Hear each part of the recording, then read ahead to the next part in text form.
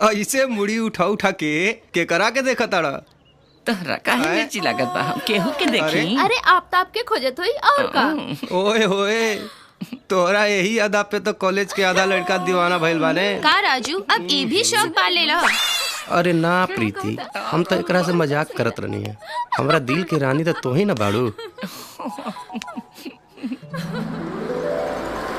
ई देखो श्वेता और नेहा आ गई। चलो चलो चलो ना।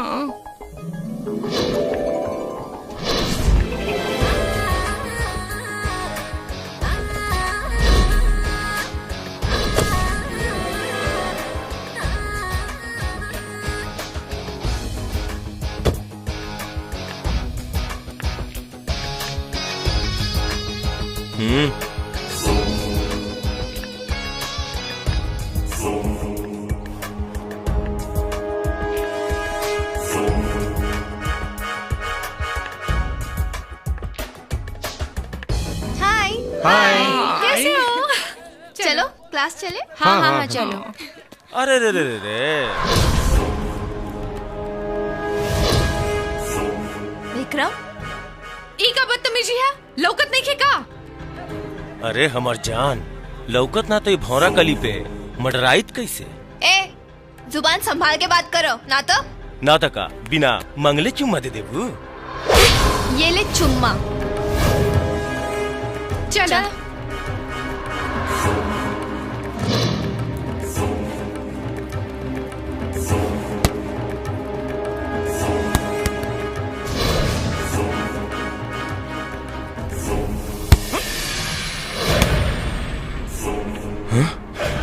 आफ्ताब,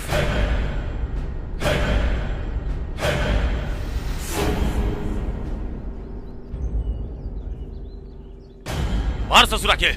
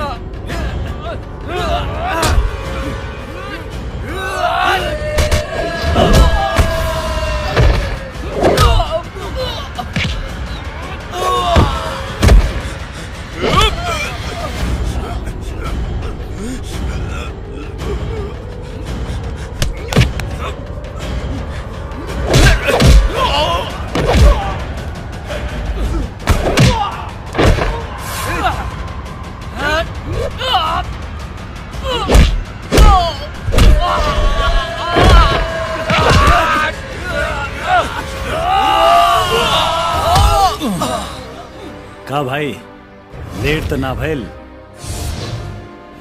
हाँ? कितना टाइम पाविलिस भाई हैं? इस सब लात के देवता बड़ा सा हाथ से निखा समानत। देखा सा आ गए मर से उतारता बीड़ाता तनी। हाँ। अब हम देखा तनी फाइट के मजा। यस ओके। लात वाले इधर आओ भाई। हाँ।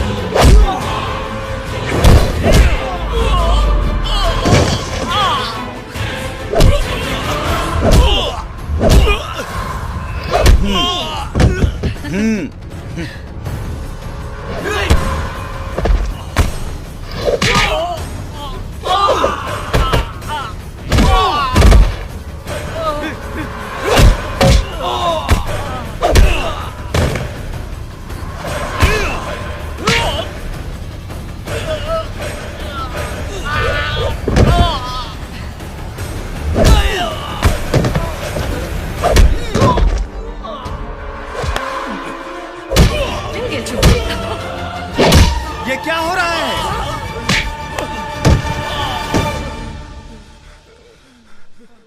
ये कॉलेज है या लड़ाई का मैदान? What are you doing? It is out of discipline. Understand? चलो सब लोग, चलो अपने अपने क्लास में। चलो चलो चलो जाए। तो ठीक है। अरे रे, थैंक यू तो बोला नहीं। Excuse me. Thank you. You welcome. Thank you. Welcome. चल। अरे hi, I am Shweta. Hi, I am Neha. विजय।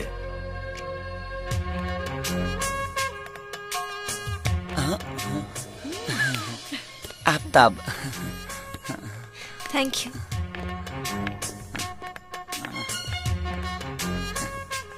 भाई कुछ गड़बड़ लागत है भाई। हाँ, हमरो ऐसे नहीं बुझाता। चल चौधरी, तोरा मालूम होना कि चुनाव आ रहा बा? देख, कौनो भी हालत में 5 साल खातिर विधायकी के कुर्सी हमरा फिर से चाहिए। हाँ, सुन लिया वो कहना हमारे वो विपक्षी पार्टी के नेता के गिरधारी महतो सरकार। महतो जे बा वो पैसा पानी के जैसन बहा रहल बा। रउआ चिंता काहे कर रहल बानी विधायक जी? बॉस रउआ इतना करी कि शहर के बाहर वाला जौन 20 एकड़ जमीन लफड़ा में फसल बा ओकरा के होम मिनिस्टर से कह के रफा दफा करा दी। फिर देखी राउर चुनाव में रुपया नदी के धार लेखा बोही हो। वाह, ई भइलू बात। शेर पास सवा शेर। अब जाके हमरा पता चलल कि चौधरी साहब अब विधायक जी के रिश्ता काहे अटूट बा। बहुत बड़ गया बिजनेसमैन बड़ा हो तू। ठीक बा, चलो तोर काम हो जाए। अरे रे रे रे, हमर बेटी हमर छोट मोट खिलौना कैसन रहल कॉलेज? बाबूजी, आज तो कॉलेज में गजब हो गई। एगो लड़का हमरा के और नेहा के छेड़े के कोशिश कैलस। तब तक हमरा ही क्लास के दुगो लड़का हीरो जैसन एंट्री मार के ओकरा के ऐसन धोलन के पूछी मत। अगर प्रोफेसर साहब ना रहती तो आज तो ऊपर ही जाए वाला रहे। अच्छा। हाँ, और ना तो का। अच्छा, तो एक काम करे बेटा, काल जब कॉलेज जाइए ना तो हमरा तरफ से उस सबके बहुत बहुत धन्यवाद दिया। जी बाबूजी। है ना? अच्छा, अब जा, जाके कपड़ा उपड़ा चेंज करा और कुछ खा पी लिया अमल बेटी, जा।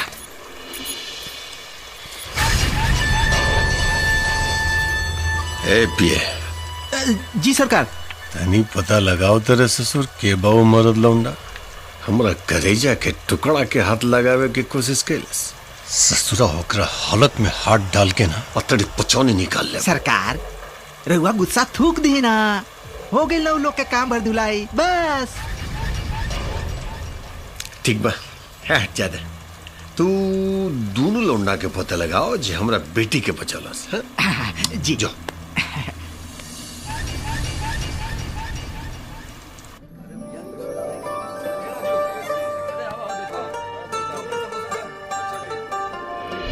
हाय, आई एम श्वेता। हाँ ठीक बा, हाँ हम देख ले, तू चिंता मत कर। हाँ चल। अरे बटूक जी। ओ का नाम रहोले का के? आफ्ताब। हाँ आफ्ताब, आफ्ताब ओकरा बुलौले कि ना? जी बुलौले बानी, औते होई। बाकी सर एगो बात हमरा समझ में ना आइल। का? सर बिटिया के मदद तो आफ्ताब और विजय दोनों मिलके कैले रहले ना, तो आप खाली आफ्ताब के काहे बोलौली? अब इतने तेरा समझ में आ जाए तई विधायकी की कुर्सी पे तू ही ना बैठते।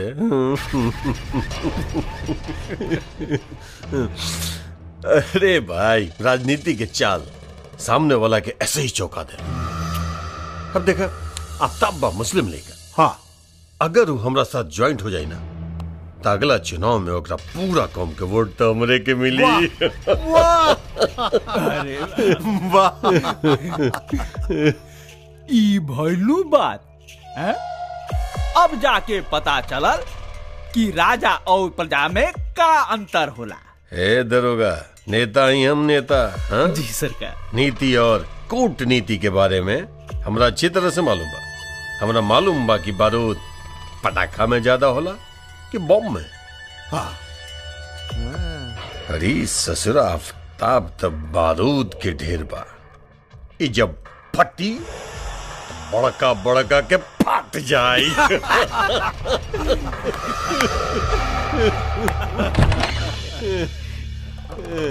सर आफ्ताब आ गई। हाँ आफ्ताब। हाँ बेटा आइए। हाँ नमस्कार नमस्कार। हाँ बेटा। हाँ आफ्ताब। हाँ बोला काले बा ठंडा गरम कुछ? जी ना सब ठीक बा, कुछ ना चाहिए। बड़ा बहादुर लेके बड़ा तू। काल सुननी की हमर बिटिया के बचावे खातिर कॉलेज में बड़ा उठा पटक कैला। जी हमको समझ नहीं ना। श्वेता हमरे बिटिया बाड़ी, हमरा वो बतौलस तोरा बारे में तो हम सोचनी की बुला के एक बार मिल लिया जाओ। हाँ अब तोहरा जैसन लड़का पे खास तौर पे हमर निगाह रहेला, एक मन में इतना अच्छा विचार होके। जी धन्यवाद। आफ्ताब अगर हमर मानत तू हमर पार्टी ज्वाइन कर ला। अब भाई देखा थोड़े जैसे नौजवान के तो पूरा देश को जला। जी पहले पढ़ाई तो पूरा कली, ओकरा बाद में सोचब। हाँ बिल्कुल सही बात। ई भइलू बात एकदम ठीक। विधायक जी पहले पढ़ाई फिर कमाई, तबे नु देश आगे जाई। सलाम।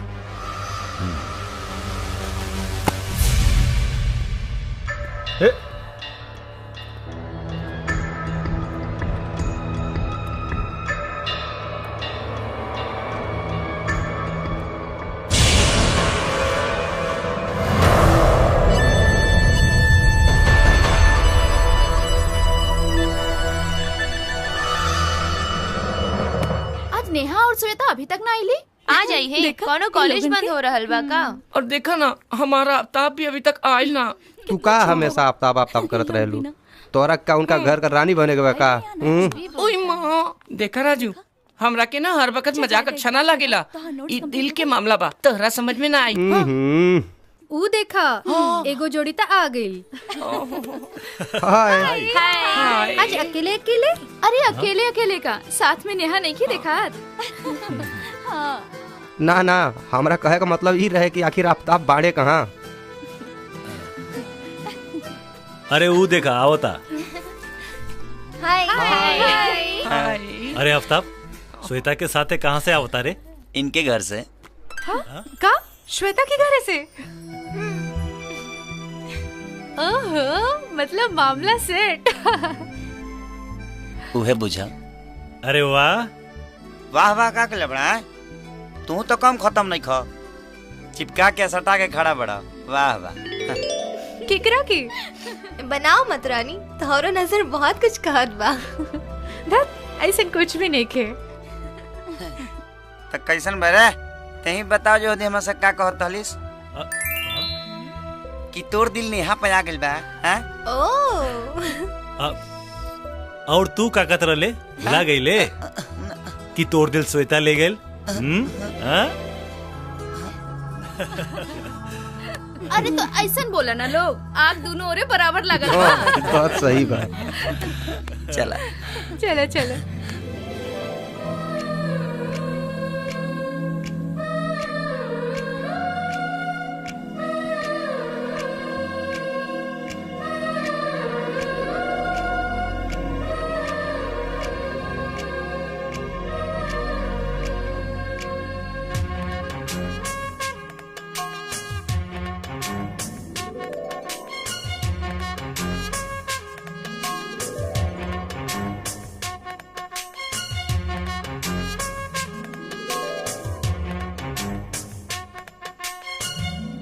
तब देख हम कहता नहीं ई नेता लोग के साथ काम मत करा।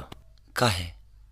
अरे भाई ई राजनीति बड़ खराब चीज होला और नेता लोगन के कोई ईमान ना होला। आजकल के राजनीति के बारे में के नेखे जानत, जे जितना बड़ गुंडा वो उतना ही बड़ नेता। अरे यार ये सब बात छोड़ना यार, ये सब बात माई से मत बताइए न तो अलगे गावे लगी। ठीक बा। और अब की जम के पढ़ाई करे के बा। हाँ बिल्कुल बिल्कुल। हाँ अब की लिखे के बा खूब हमरा।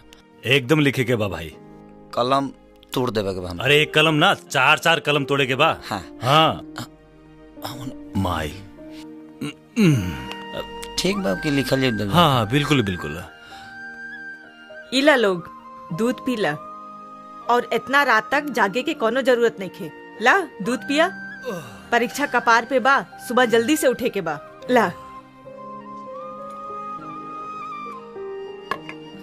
सुत जा। हाँ हमरे विचार से तो हमनी सबके पिकनिक पे जाए के चाहिए। वाह वंडरफुल।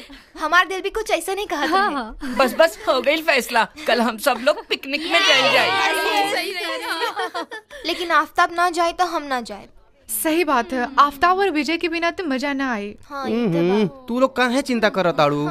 आफ्ताब विजय के लेके गेल हमार जिम्मेदारी बा, हम लेके चलब नु।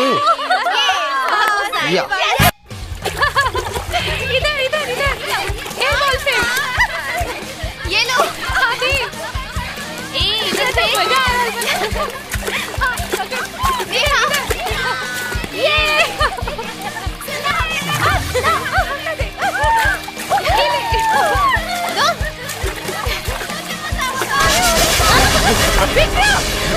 अरे छोड़ विक्रम,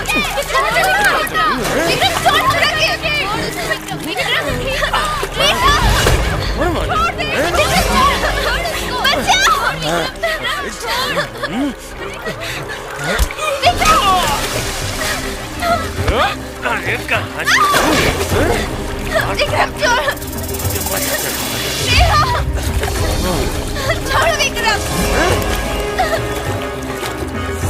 विक्रम, छोड़ हमरा के। विक्रम छोड़ हमरा के। छोड़ दे, छोड़ दे, छोड़ दे।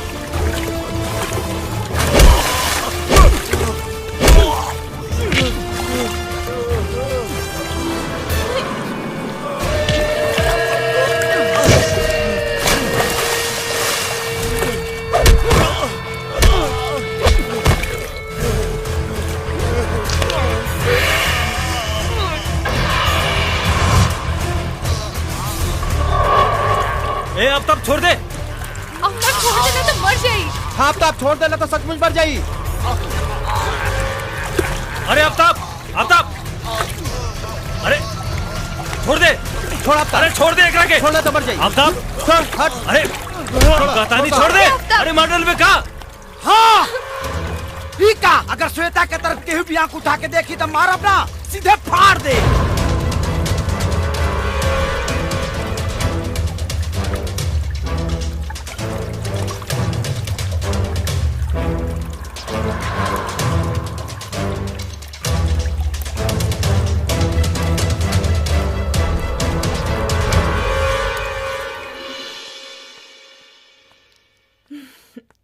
ई देखा इतना दिन चढ़ गईल, अब ले नींद ना खुलली नहन के। आफ्ताब, आफ्ताब, विजय, विजय बेटा, सूता था। आफ्ताब उठ।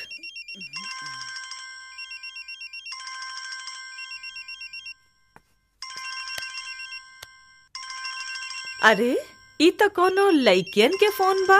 श्वेता, नेहा। श्वेता? अरे एकर फोन होई। हाँ ना ना ना एकर होई हमार।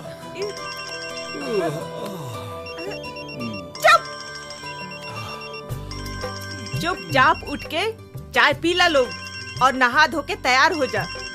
परीक्षा खत्म हो गई तो एकर मतलब ई ना कि आवारागर्दी शुरू कर दे लोग।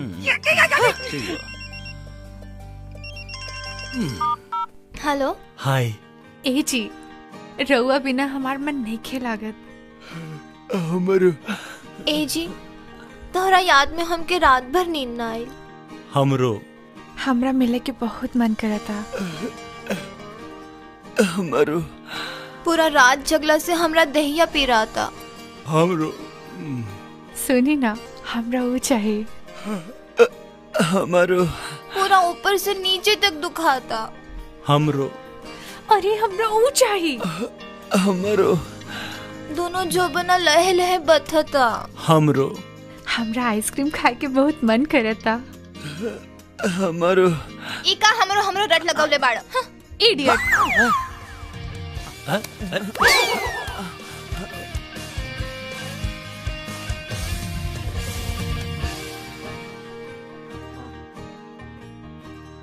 का कहले रे हमरे वाली से?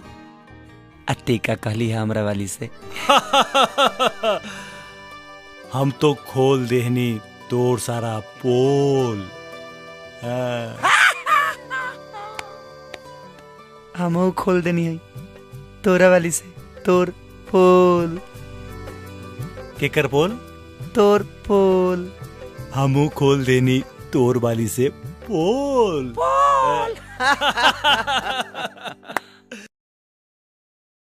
देखा बेटा, तोहार बाबूजी पुलिस ऑफिसर रहन और उनकर सपना रहे कि तू पढ़ लिख के उनका नियन पुलिस ऑफिसर बना।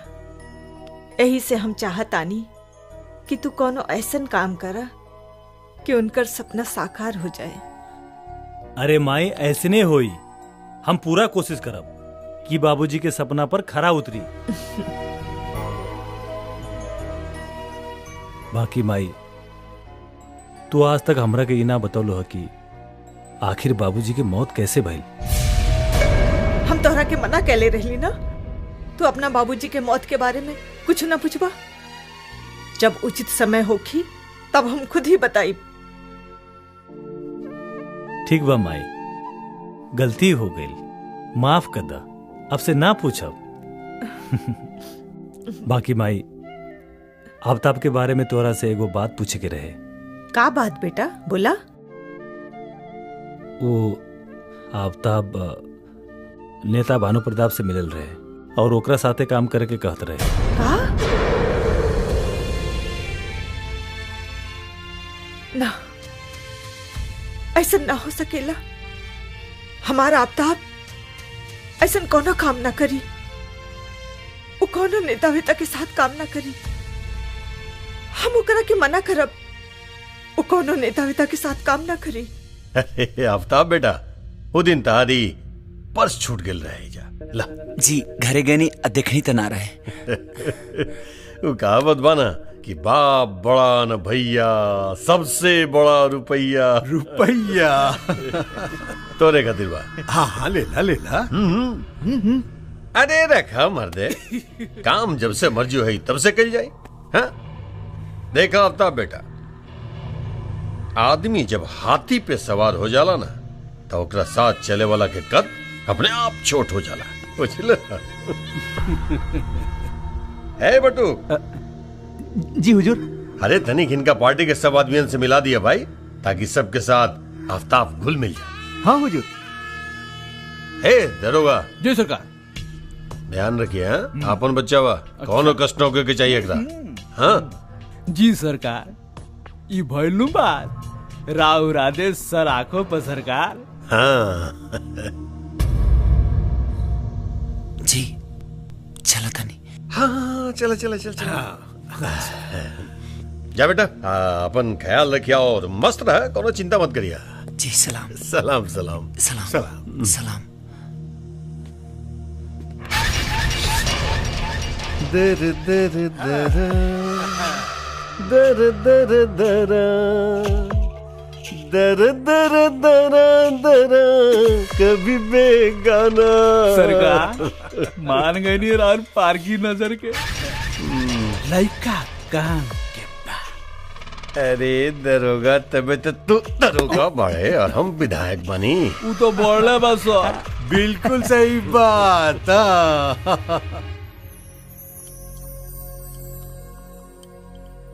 अगर तोरा माई के हम पसंद ना आई नहीं तो तारों के छोड़ेंगे परी का?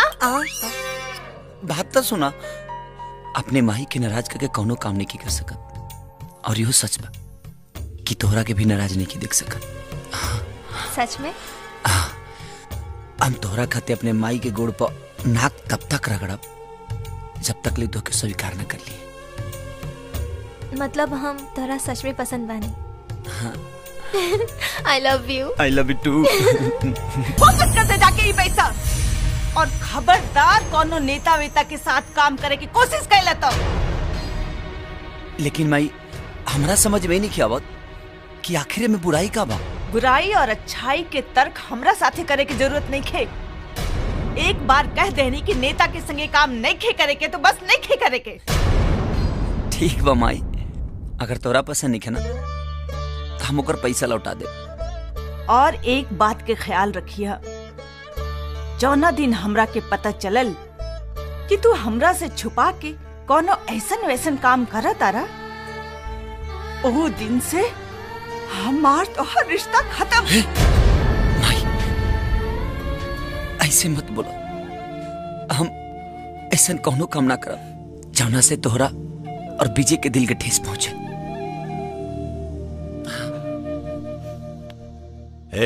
ये का सुने तानी रे हम? हाँ? रउआ एकदम ठीक सुनता नहीं सरकार। वो अब तबो अब रउआ साथे काम ना करी। हाई देखी राउर पैसा लौटा देलस।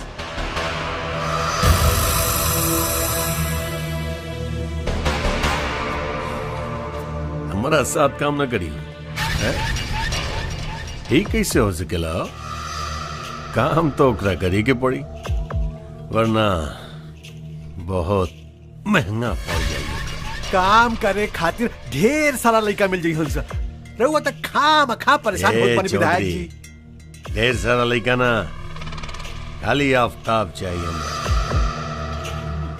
आफ्ताब ओकरा शायद मालूम नहीं के कि हमरा नजर में जे एक बार बस जाला वो हमार हो जाला, और फिर ओकरा हमरा इशारा पे ही नाचे के पड़ी। काम तो करी के पड़ी ओकरा। अच्छा विजय, तू जौन पुलिस की नौकरी की खातिर इंटरव्यू देले रहला, ओकर का भइल? आजकल में ही लेटर आवे वाला बा, देखा का होता। भगवान करे जल्दी से फाइनल हो जाए। काहे? अब अकेले नहीं खे रहल जात का? धत, तोरे तो हर वक्त मजाक सूझेला।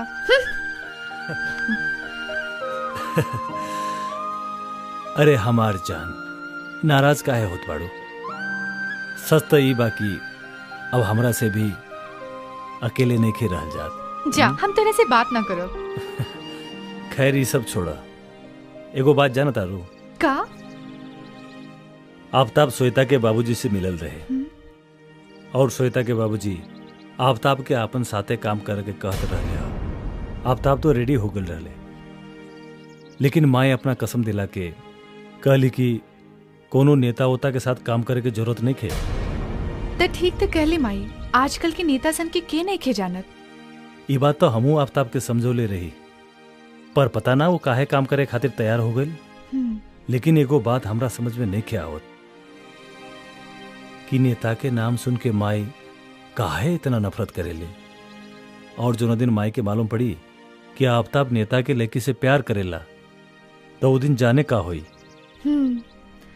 ये बात तो बा। खैर ये सब छोड़ा, हमरा के आइसक्रीम खाए के मन करता। का आइसक्रीम खाए के मन करता? हाँ, अभी आइसक्रीम खाए के बाटे। आइसक्रीम खाए के मन करता। आफ्ताब बेटा, अरे भैया मी का सुन रल बानी कि तू हमरा साथ काम नहीं के करे के चाहत। हाँ ठीक बा अरे ठीक बा भैया, काम नहीं के करे के चाहते में कोनो जबरदस्ती थोड़े बा, लेकिन अब एक दूसरा से मिलना जुलना छोड़ल ये ठीक नहीं के बेटा। देखी मिले में कौनो दिक्कत नहीं है, बात ऐसा बा कि हम अपने माई के खिलाफ कौनो काम नहीं कर सकत। माई? हाँ बेटा, हम अपन माई के इच्छा के पूरा कैल ही ता असल बेटा के फर्ज होला। अच्छा बा। साहब, राव लेटर। एक काम करे बेटा, कल हमनी के एक पार्टी बा, आजा तू मिले जुले खातिर। जी ठीक बा, हम जरूर आ जाब। जी प्रणाम। एजा साइन कर दी।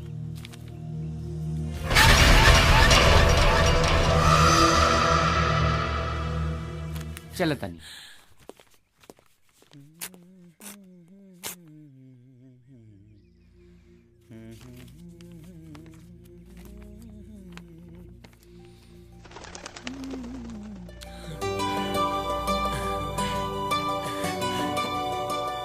माई माई।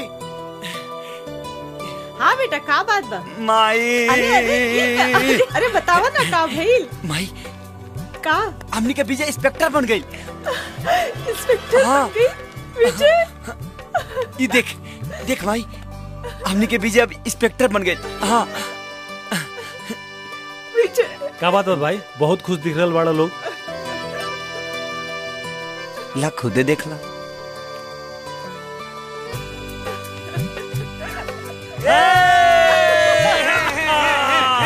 अरे माई हम इंस्पेक्टर बन गई नी। हम इंस्पेक्टर बन गई नी। अब इलाका में देख कितना हम धूम मचाओ तानी। आओ चल चलो।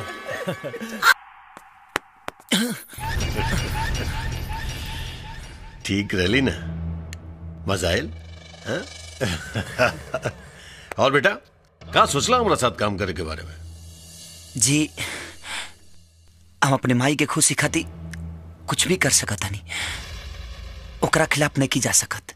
और हमारे माई के आदेश बा कि हम रोल इनके साथ ही काम ना करी। अरे रुका रुका, ऐसे किसे बेटा हमारा पास आइल बड़ा? अरे नाच गान तो हो गई, अब तने कुछ खान पान भी हो जाए। हाँ जी ना। आवा आवा, शर्मा मत, आवा। अरे ज्यादा सोचे के ना बेटा, बैठा मंत्री।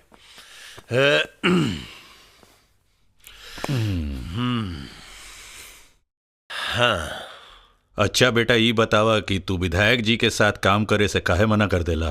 जी माई के नेतागिरी पसंद नहीं के। ई काहे? पता ना काहे, वो सब तो पता नहीं के हमके, लेकिन हम माई के इच्छा के खिलाफ कोनो काम नहीं कर सकत। ओ अच्छा अच्छा, एकर मतलब कि तू अपना माई से बहुत प्यार करेला। जी पर हमनी के तो सुनले रही कि तोहार अपन माई ना हई। जी मतलब चाहे कुछ भी होके, लेकिन हमरा खातिर हमारी अपनी माई से भी बढ़ के बड़ी। मतलब कि तू उ माई खातिर कुछ भी कर सकेला? जी जान ले भी सकीले और दे भी सकीले। अरे क्या बात है बेटा, वाह। एक माई के बारे में इतना अच्छा विचार बेटा के मन में, खुशी फैल हमरा। लेकिन का है ना बेटा कि हम तारा एक ठे वीडियो दिखावे के चाहते हैं। तारा खातिर देखल बहुत जरूरी बा। ओकरा बाद तो खुद ही डिसीजन लिया कि हमरा साथ काम करबा कि ना करबा। पहले ला अरे शर्मा मत, हम जाना तानी कि तोहार पति इंस्पेक्टर राजीव वर्मा के दोस्त बा। अब देरी मत करा जान, जल्दी से अपन साड़ी खोला। अब बर्दाश्त नहीं खे होत हमरा से। अब जाने मन जल्दी खोला, तार पति के हम बचा नु ले। हम नखरा मत कर, जितना जल्दी हो सके खोल।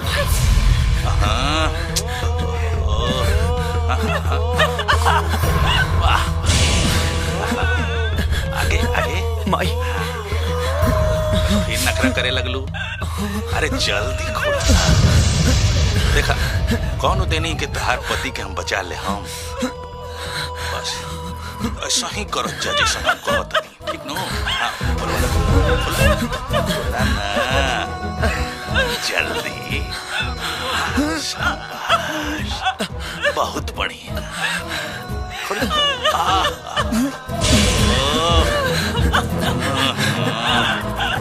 और नीचे वाला। अरे बेटा बैठा बैठा, एकरा तोड़ला से का होई? बहुत सीढ़ी में हमरा लगे। हाँ? आराम से खाओ मंत्री। और जाना तड़ा में आवाज के करबा? वो आवाज हमार ह। मंत्री! शांत हो जा आफ्ताब, शांत हो जा। अगर तू चाहताड़ा कि सीडी के किस्सा हमनिए के 3 आदमी भिरी रहो तो जौन हमनी के कहतनी उहे तू कर, ना तो कल पूरा बाजार में एकर कॉपी फैल जाई और फिर पूरा दुनिया देखी सीडी के। आगे तू खुद समझदार बड़ा, तू का करल चाहबा। और हाँ बेटा, ये तेवर जौन बतोहार जे हमनी के लगे दिखौला ये तनिक हमनी के साथ काम करे में दिखौता ना तो तहरो भी फायदा होइत और हमरो फायदा हो जाइत। आराम से ठंडा दिमाग से जाके घरे सोच के ओकरा बाद आके जवाब दिया। जा बेटा आराम से सोचिए, जा।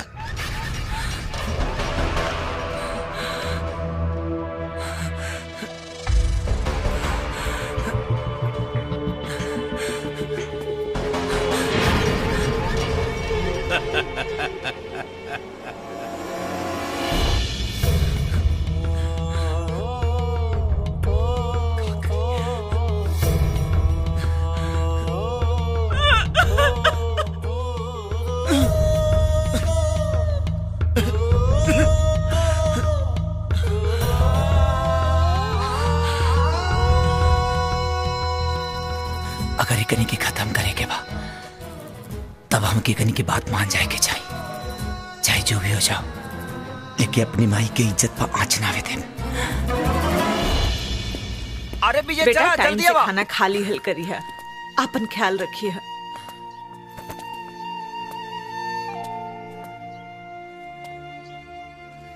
माई, बचपन से लेके आज तक हम तो दोनों के साथ ही रहनी है, कभी हम अलग ना रहनी है। और आज अचानक ना जाने क्यों बिल्कुल निक नहीं खिलागत। बेटा तू दूर कहाँ जान पाड़ा, तो अपने बाबूजी के सपना पूरा करे जान पाड़ा। आफ्ताब के और हमार चिंता ना कर, दिल छोटा ना करा बेटा, उदास मत होगा। और बेटा अपन ख्याल रखिए, समय से खाना खा लिया। हाँ माई, हम अपन ख्याल रखब। बाकी तू? अरे बाकी तू छोड़ा, बाकी तो माई के ख्याल रखे खाती हम मानी ना। हाँ तू यह तो देखिए हम माई के कितना ऐश्वर्य में रखब। हाँ माई, आफ्ताब के ख्याल रखिए। अरे यार, अरे तू लोग तो ऐसे रोता रहा जैसे लागत था कि तू बेटी विदा करता। चला विजय, आवा। प्रणाम माई। चला तानी। अपन ख्याल रखिए। हाँ माई, तू ख्याल रखिए।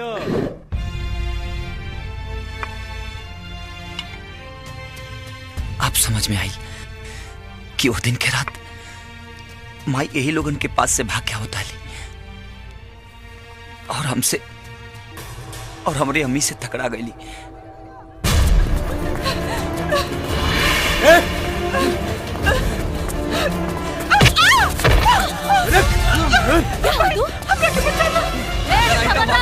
आगे मत बढ़िए, नहीं तो मार दे। आगे मत बढ़िए, हट जा, नहीं तो मार दे। हट जा।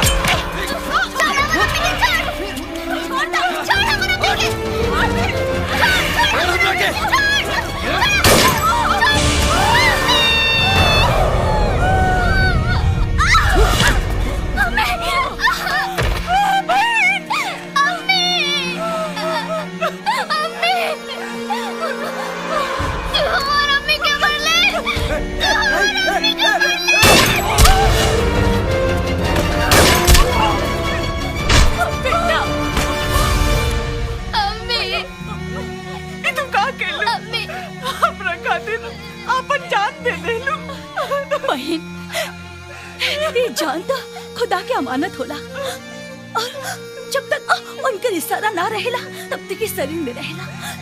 जहाँ उनका इशारा होला इस शरीर छोड़ के रुखसत हो जाला। बहन लेकिन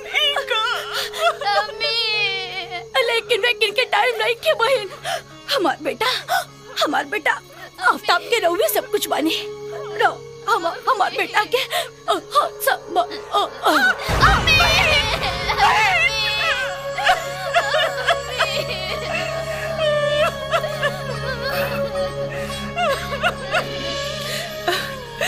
आवा आवा बेटा, बैठा। बेटा, ये विजय हमार बेटा और तुहार भाई। हाथ से तू हमार दूसर का बेटा बड़ा बेटा। जैसन विजय वैसन तू। हाँ, लेकिन विजय से ज्यादा तू हमरे दिल के करीब रहबा। बेटा, एक बात याद रखिए, ये सब बात विजय के कबो न बताइए। हाँ, और तू भी सब भूल जा बेटा, भूल जा।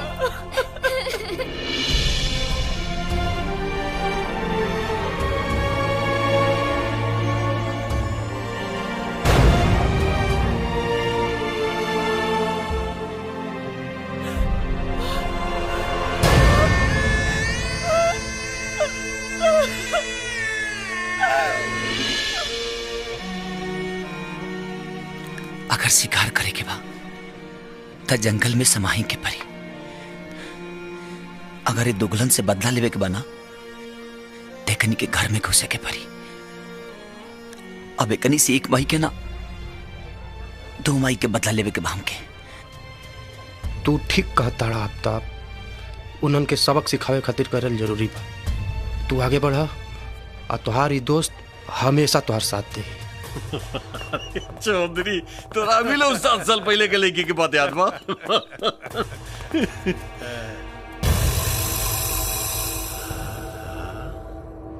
आफ्ताब, माई के लाल, कैसे कैसे? अच्छा छोड़ो, जैसे जैसे भी बैठा बैठा बैठा बैठा बैठा।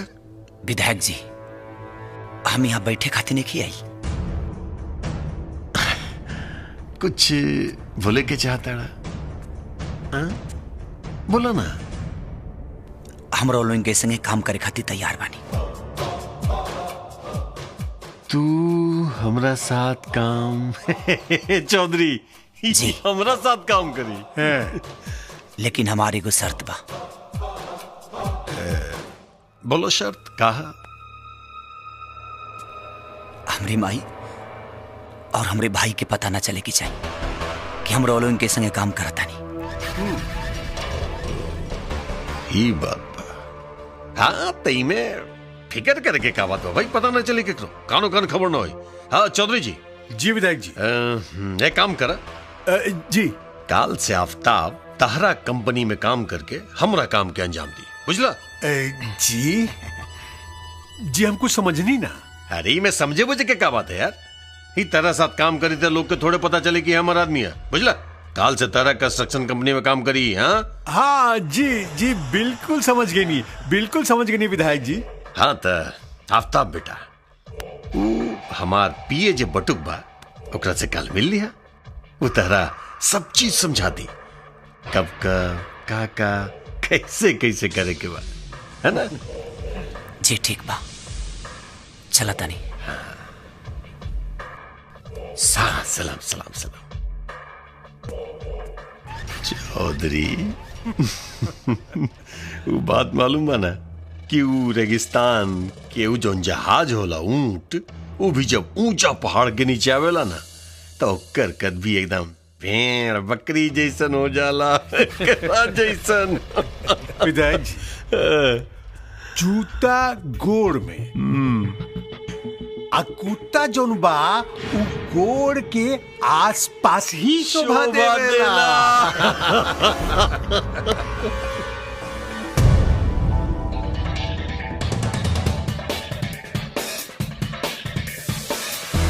ऑटो रुका।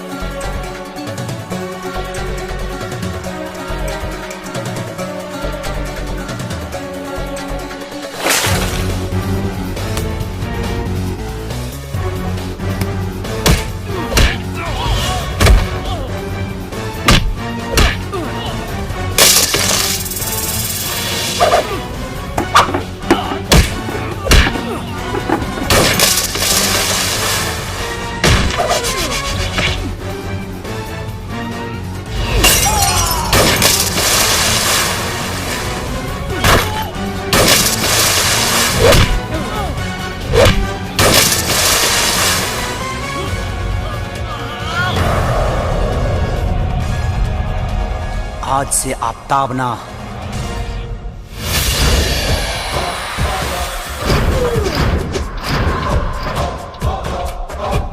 अब्बू।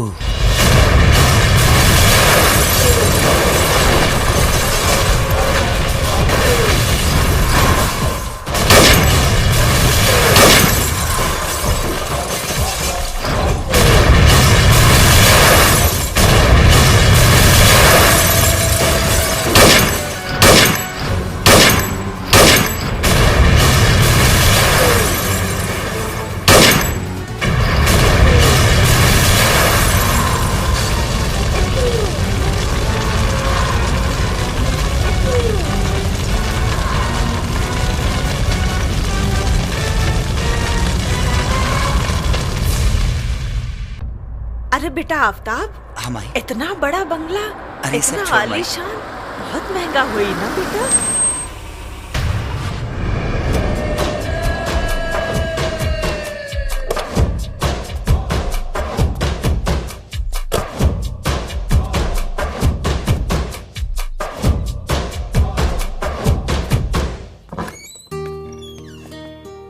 सलाम साहब। सलाम मालकिन।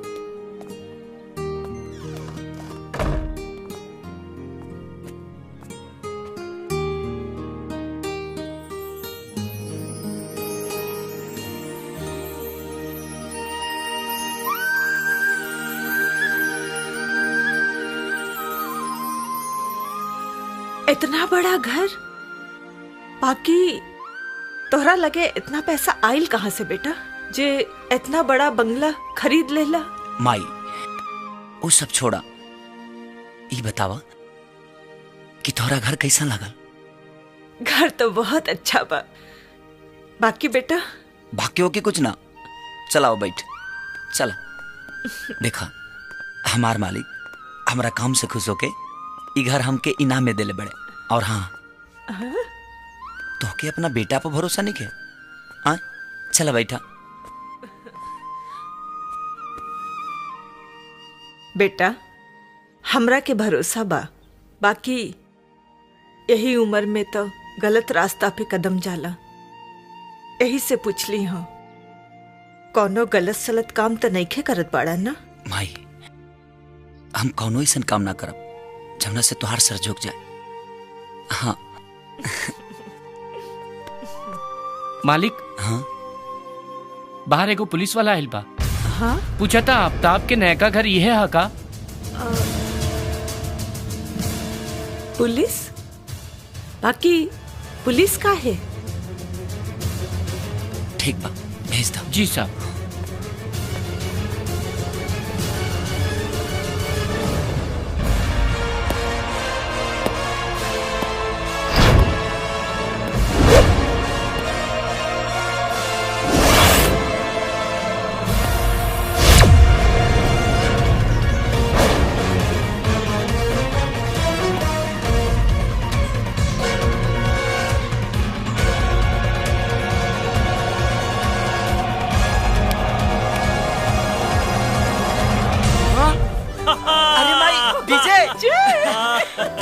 और भाई वाह, खुश रहा बेटा। अरे यार तू तो हमारे के डरवाइए दिला एकदम से।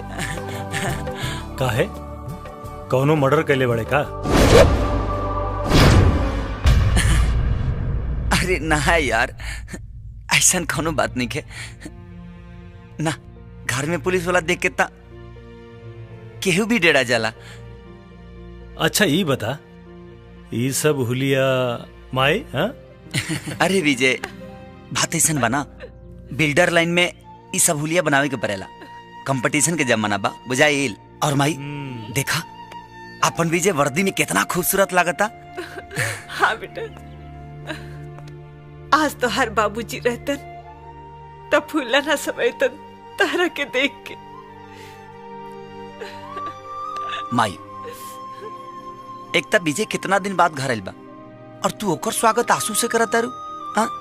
अरे पगला, ये खुशी के आंसू बा जौन आशीर्वाद बन के हमरा आँख से बह रहल बा।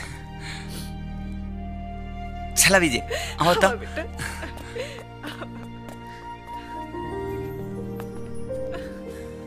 हेलो।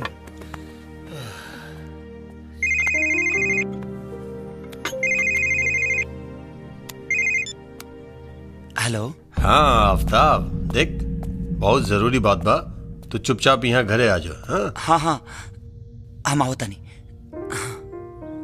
अरे केकर फोन रहे? अरे विजय, हमरे मालिक के फोन रहा, कुछ जरूरी काम आ गइल बा, यही से मिले खातिर बुलाओ तारे। हम चलता नहीं, फिर बातचीत हुई बाद में। अरे आफ्ताब, लागता बहुत व्यस्त रहत बड़े। इतना बड़ घर गाड़ी, अरे कौनो लॉटरी के टिकट लागल रहे का? अरे हम पुरनका घर पर गई नी तो हमरा के पता चलल आफ्ताब नया घर ले बा। अरे का कर यार, बिल्डिंग लाइन में बहुत पैसा बा और अल्लाह के रहमो करम से बहुत अच्छा चलता। माई तू विजय के खाए के इंतजाम करा, तबले हम मिल के होता नहीं। ठीक बा। अरे आफ्ताब, एक और खुशखबरी। अब हमनी एजा साथे रहब, हंसब खेलब, फिर वही मस्ती करब। कहा है कि हमार पहल का पोस्टिंग यही शहर में भइल बा।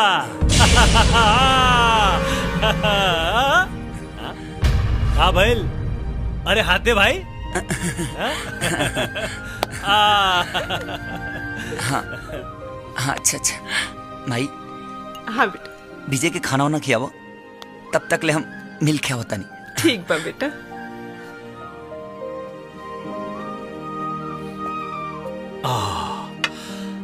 माई जल्दी से हमरा के खाना खिया दे, हमरा बहुत भूख लागता। हमरा डीआईजी साहब से मिले के जाए के बा। हाँ बेटा, अभी हम तोहरा खातिर बेसन के हलवा बनावता। ठीक है माई।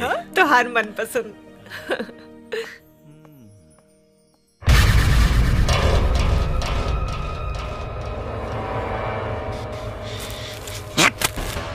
ससुरा, यह कुत्ता माधव शुक्ला हमरे पार्टी में रहेला और ससुर हमरे पत्ता काटे के चक्कर में लागल बा।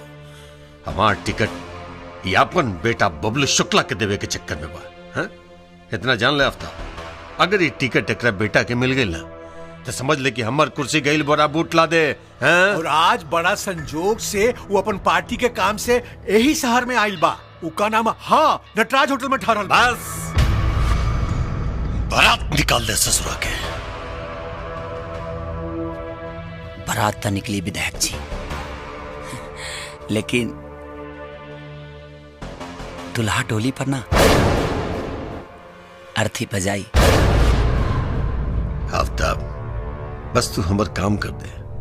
देख बेटा, 5 साल अगर और हमर कुर्सी रह गई तो समझ ले पूरा शहर के नक्शा बदल जाए।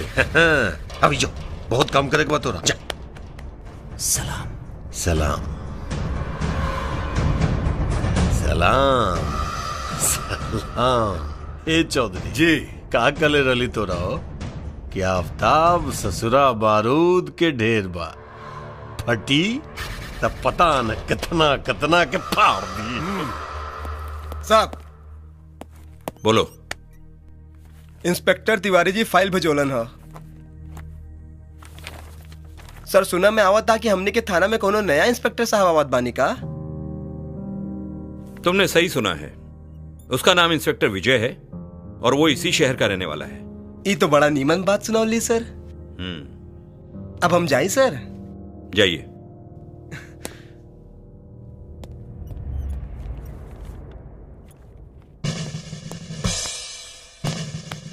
Good morning sir, I am inspector Vijay. Good morning and welcome. Inspector, इस शहर को तुम्हारे जैसे काबिल ऑफिसर की बहुत जरूरत है। थैंक यू सर। मुझे भी बहुत खुशी हुई है सर कि मेरी खुद की पहली पोस्टिंग अपने ही शहर में हुई है। देखा, तैयारी में कोनो कमी ना होके के चाहिए। जी नेता। ये बार टिकट हमरे बेटा के ही मिली। हाँ समझला ना? जी जी। तू लोग जी जान से चुनाव की तैयारी में लग जा। जी बुझला ना? जी नेता। हाँ, कोनो कमी ना होके के चाहिए।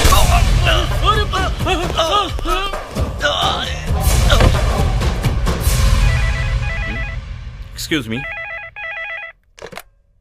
हेलो। जय हिंद सर। हाँ बोलो तिवारी। सर अभी अभी पता चला है कि नटराज होटल के सामने एमपी माधव शुक्ला जी का कौन हत्या कर दिया है। क्या? जी सर। ठीक है, तुम फौरन वहां पहुंचो। मैं इंस्पेक्टर विजय को भी वहां भेजता हूं। जी सर। जय हिंद सर। जय हिंद। क्या हुआ सर? नटराज होटल के सामने किसी ने एमपी माधव शुक्ला को गोली मार दी है। तुम एक काम करो, फौरन अपने सिपाहियों के साथ वहां पहुंचो। ओके सर।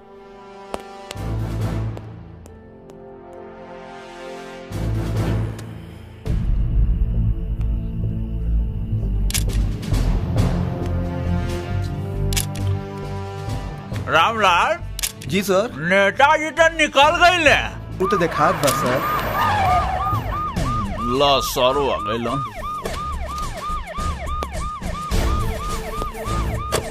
जय हिंद सर। जय हिंद सर। जय हिंद सर।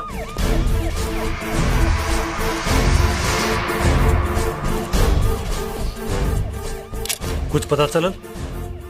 ना सर। सरेआम केहू गोली मार के चल दियलस और केहू के पता ना चलल? हाँ? हम बताओ तनी साहब।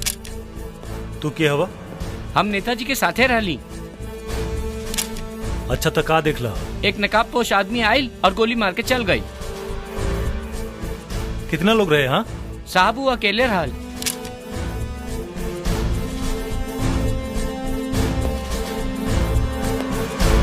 विजय हुआ क्या था? सर अभी तक कोई ठोस सबूत नहीं मिला है, लेकिन वहाँ के स्थानीय लोगों से मालूम पड़ा है ये सब के पीछे नकाबपोश था। इसका मतलब है कि इस वारदात को भी अंजाम अबू ने दिया है। जी सर। एक्सक्यूज मी सर, वन क्वेश्चन। क्या शहर में खून खराबा इसी तरीके से होता रहेगा? ऐसा कुछ भी नहीं है। कुछ लोग इसके पीछे हैं और हम ये वादा करते हैं कि उनकी मंशा को कभी पूरा नहीं होने देंगे। हमारा डिपार्टमेंट इस सब के पीछे बड़े सक्रिय रूप से काम कर रहा है और बहुत जल्द हम गुनहगार को सामने लेकर आएंगे। शहर में दिन दहाड़े गोलियां चल रही है। सर शहर की इस हालत का जिम्मेदार कौन है? पुलिस आखिर कर क्या रही है, बताएंगे आप? आप लोग हाथ पर हाथ धरे बैठे हैं और गुंडे मनमानी कर रहे हैं। मैं आपके माध्यम से इस शहर की जनता को यह विश्वास दिलाना चाहता हूँ कि पुलिस डिपार्टमेंट के रहते हुए वो असुरक्षित बिल्कुल महसूस ना करे।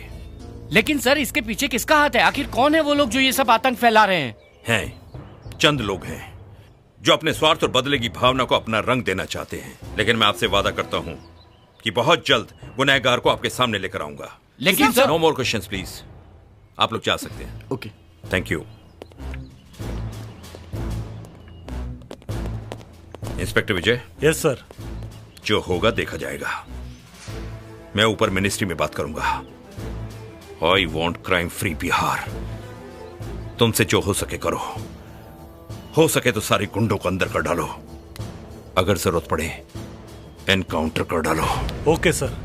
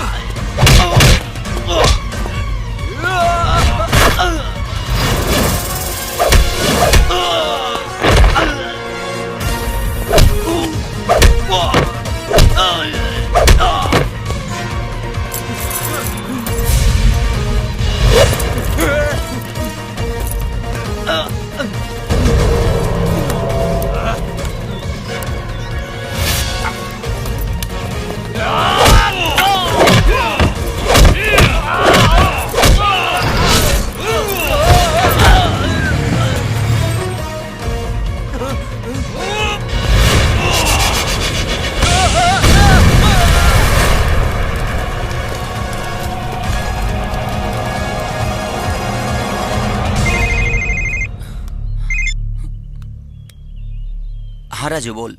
आफ्ताब भाई बुरा खबर बा। का बात बा? इंस्पेक्टर विजय लोटिया इकबाल के सारा गोदाम के तहस नहस कर देले और ओकरा के मार भी देले। का बा कतारे? हाँ भाई। ठीक बा, हम नेता से बात करता नहीं।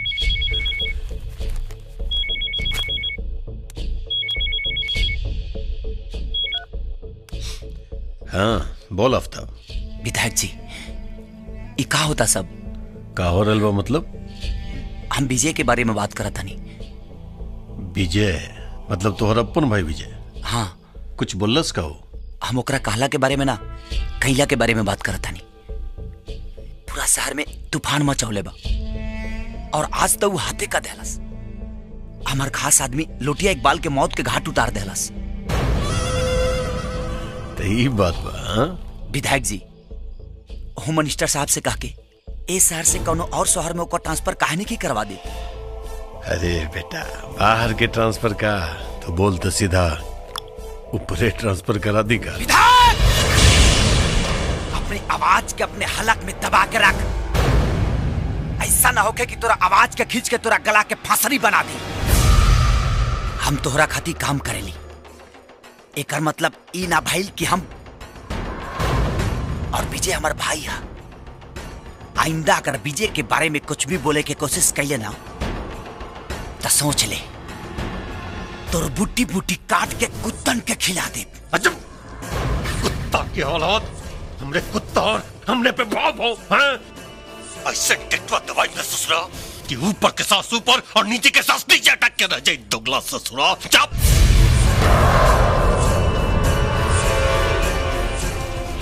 हमरा के धमकी देता है और इन्हीं के समझत कि पूरा के पूरा रिमोट कंट्रोल हमरे हाथ में बा। एक बार बटन दबाई ससुरा का चिथड़ा चिथड़ा उड़ जाए। दुगला कहीं का। केकर चिथड़ा चिथड़ा उड़ावे के बात हो रहा बा विधायक जी? आफ्ताब के। हाँ? आफ्ताब के? हाँ, उस सर के फोन पर शायद कुछ गलत बात कह देले बा। ऐसन का कह देलस? औकात भुला गिल बा ससुरा। चेतावनी देता हमरा कि हमर जीवान खींच के गर्दन के फसीदी बना दी। अरे बीच चौराहे में दोगला के पिछवाड़े में डंडा डाल के ना खड़ा कहनी ना तो भानु प्रताप नाम ना हमार। एकरे कहल जाला विधायक जी कि सांप के कितनो दूध पियावा लेकिन वो फुफकारे से बाज ना। अगर फन लेके ना कुचल दे हम। अब देखल जाए कि का हो या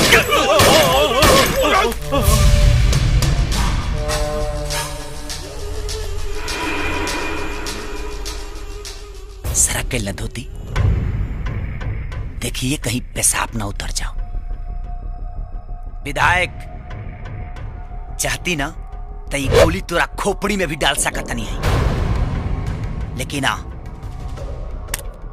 तोरा जिंदगी के फिल्म अभी बहुत बाकी बा और तोहरा से पुराना हिसाब भी तलेवे के बा। हाँ। और एगो काम ते गलत कैले बड़े, ते गलती से कुत्ता के जगह पे शेर पाल ले बड़ी।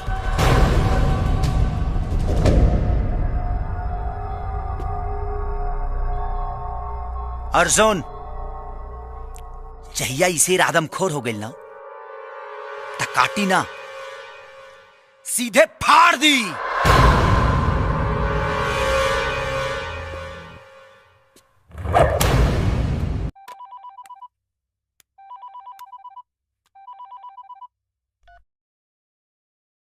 बोला भानु प्रताप। मंत्री जी, ये आफ्ताब ससुरा बहुत फड़फड़ाए लागल बा, चोंच मारे लागल बा ससुरा। चिंता करे के कोनो बात नहीं है भानु प्रताप। फड़फड़ा रहल बा तो ओकर पंख कुतर देहल जाई। हम लौट के आ रहल बानी, तब तक अपना गुस्सा के कंट्रोल करा, बुझाइल? अरे मर्दे, कंट्रोल तो रखबे करब हम, लेकिन इस ससुरा के बारे में अगर कुछ ना सोचला ना तो ये आफ्ताब नाम के कांटा हमने के गर्दन में फंस जाए। हाँ? राजनीति के दांत बहुत मजबूत होला भानु प्रताप। कांटा कितनो भी नुकीला होके उ चबा के गटक जाला। हमार रहल बानी तो बातचीत होई। जयराम जी की।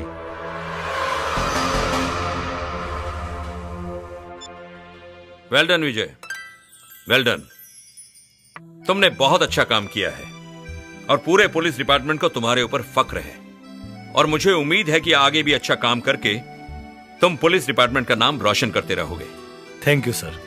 पापा, शहर में हर पुलिस वाला अगर विजय की तरह हो जाए तो शहर में गुंडों का जीना मुश्किल हो जाएगा। नेहा बिल्कुल ठीक कह रही है। सर मैं इस उम्मीद को कभी टूटने नहीं दूंगा। विजय, मैं भी यही चाहूंगा। पापा मैं अभी आई। अच्छा सर, चलता हूँ। I am proud of you Vijay. Thank you sir.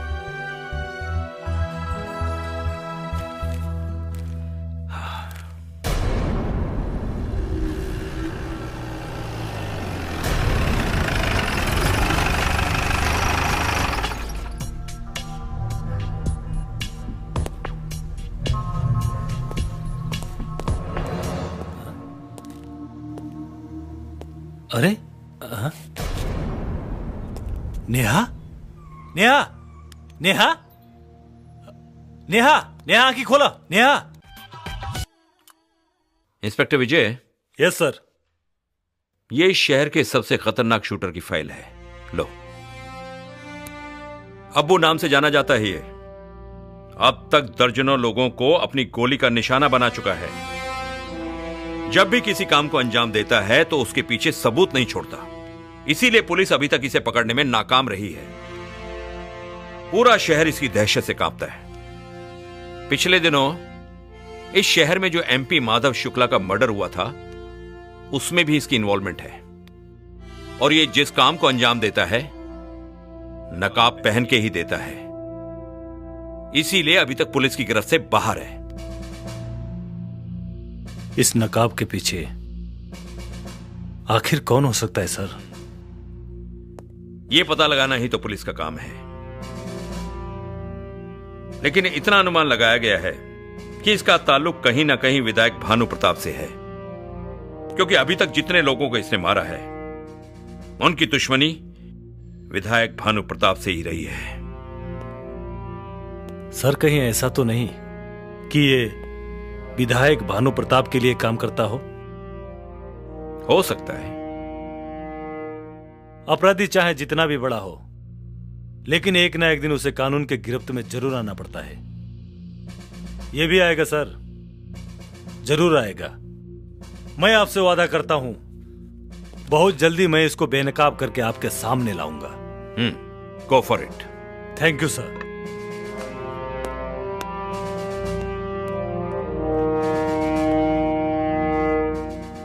Inspector Vijay, मुझे तुम पर पूरा भरोसा है। ला बेटा, बेटा तू ठीक तो बड़ा ना? तोहार ड्यूटी कैसन चलत बा? अरे माई ड्यूटी एकदम बढ़िया चलता। टीआईजी साहब हमरा के एगो फाइल सौंपले बड़े। कौनो अब्बू नाम के एगो खतरनाक अपराधी बा जे पूरा शहर के नाक में दम कर देले बा। बस ओकरे बारे में सोचत रही कि वो के हो सकेला। और हाँ माई, आश्चर्य की बात ई बा कि आज तक पुलिस रिकॉर्ड में ओकर असली चेहरा ही नहीं खे। काहे? काहे कि वो जितना भी मर्डर कैले बा नकाब लगा के कैले बा। वही से पुलिस रिकॉर्ड में जो ओकर फोटो बा वो भी नकाब में बा।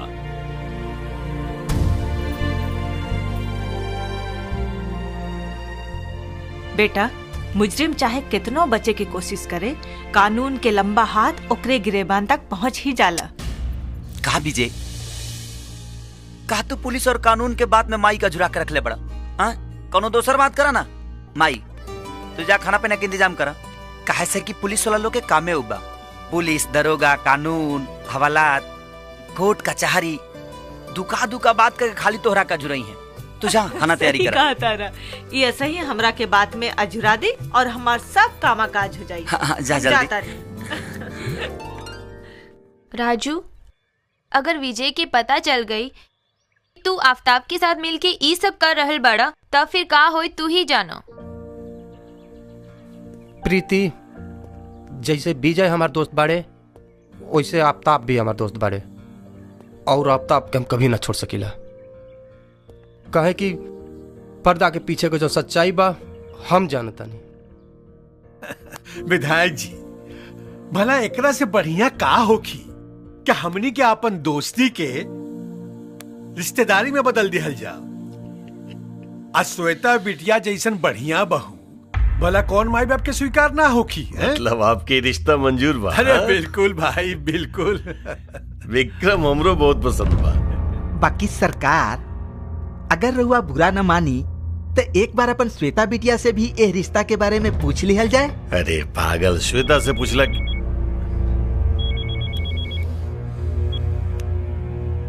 हाँ बोल। गड़बड़ हो गया सर। ब्याजी साहब आफ्ताब के फाइल विजय बाबू के हाथ में दे दिला बानी। रउआ तो जानते बानी विजय बाबू के आजकल के करना में कबो कुछ हो सकेला सर। यही से हम सोचने कि ई खबर रउआ कान में फूंक दी। ठीक कहले तू दरोगा, लेकिन तू चिंता मत कर, हम सब संभाल ले। जैसन सरकार के इच्छा। अरे बेटी ला, बेटी हमारा ही हो गई ना। अरे बेटा अभी हम ताने चर्चा करत रहनी। हाँ लाइन कैसे मिला? ये हुए विक्रम चौधरी जी के बेटा। अरे तहरे कॉलेज में पढ़ ले हुए ही हो। अच्छा से पहचानत बानी इंकरा के। अच्छा ये तो और भी अच्छा बात बाकी तू लोग एक दूसरा के जाने ला। वो कहा ना बेटा कि तार बिया हम विक्रम के संगे तय कर ले। का शादी और इंकरा से? में इतना चौके के क्या बात है? देखा बेटा, एक न एक दिन तहर बेटी की शादी ब्याह करी के पड़ेला। हा? और वैसे भी तहार माई नहीं खीता, ई जिम्मेदारी तो हमरा के लिए निभावे के पड़ेगी। कहो चौधरी। हाँ कहे ना। बाबूजी हम इंकरा से शादी ना कर सके। काहे से कि हम आफ्ताब से प्यार करीला। श्वेता, आफ्ताब हम रउआ के बतावे ही वाला रहे कि कुछ बतावे की जरूरत नहीं है। हम चौधरी साहब के जवान दे दिले बानी। तोहार ब्याह जब भी होई विक्रम से ही होई। आफ्ताब ससुरा औकात का बाबू, आफ्ताब के जबान प्रताप के दमाद बनी ससुरा। आफ्ताब के औकात रउआ विक्रम के औकात से बहुत ज्यादा बा बाबूजी। काहे कि एक बार ना कई बार हमरा इज्जत पे हाथ डाले के कोशिश कैले रहे और हर बार आफ्ताब हमरा के बचौले रहे। इसे हम जब भी शादी करब आफ्ताब से ही करब।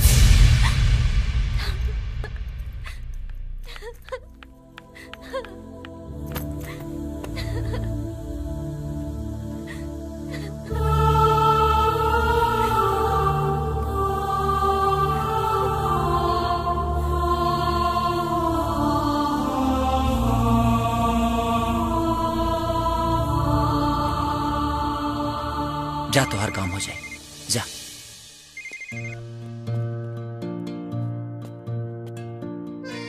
हाँ श्वेता बोला। हम तोहरा से मिले के चाहता नहीं अभी। लेकिन तू इतने घबराइल काहे बाड़ू? हम मिलब तब बताए। ठीक बा बाबा, तू एगो काम करा, रात के नौका फार्म हाउस पे आ जी। ठीक बा, बाय, लव यू।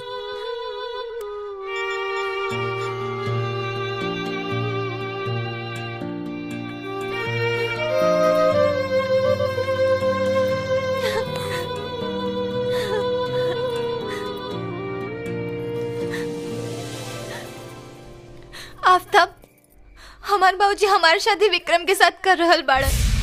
तो जल्दी कुछ कर, हम तोहरा बगैर ना जी पाए।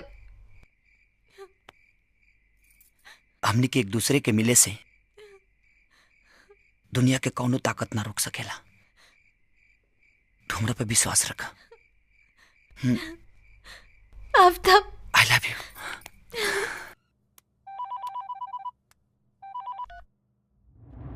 बोला भानु प्रताप। सुना मंत्री वो माधव शुक्ला के रास्ता से हटावे के कार्यक्रम तो ससुर बिल्कुल उल्टा पड़ गया यार। सुने में बता कि पार्टी हाई कमान ओकरा बेटा के टिकट दे रहल बा। हाँ बात तो कुछ वैसने बा। हमू कोशिश में लागल बानी कि एकरा के कौनो न कौनो अड़ंगा लगवा के कैसहू रोकवावल जा सके। हाँ, तू रोका रोका, हम ससुरा के ठोकब। आज के आज ठोकब ससुरा के। हम जानता नहीं भानु प्रताप, तू अपना राजनीति से बाज ना आई बा। वैसे हम काल आ रहल बानी तो ई विषय में बातचीत हुई। हाँ ठीक बाबा।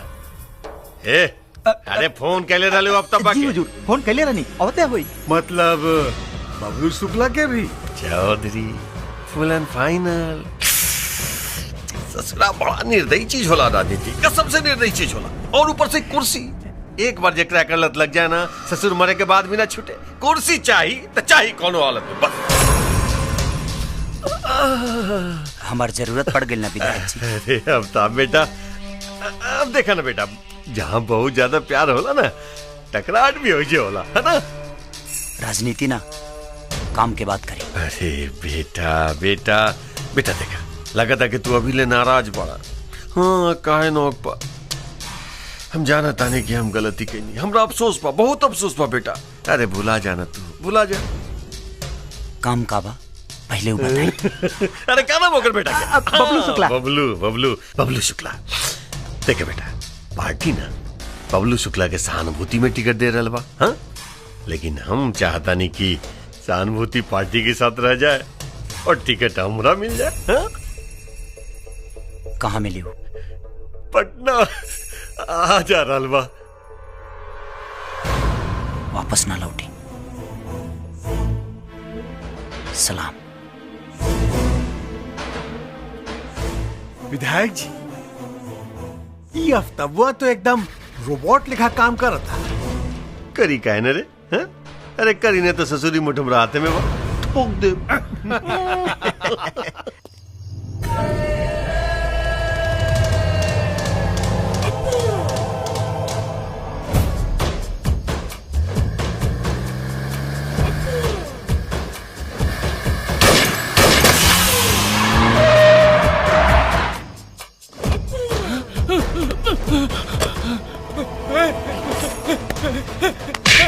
भैया जल्दी, हमका ना मारी भैया, छोड़ दी। हम आपके क्या बिगड़ने हैं भैया, हमका छोड़ दी भैया, भैया हमका छोड़ दी।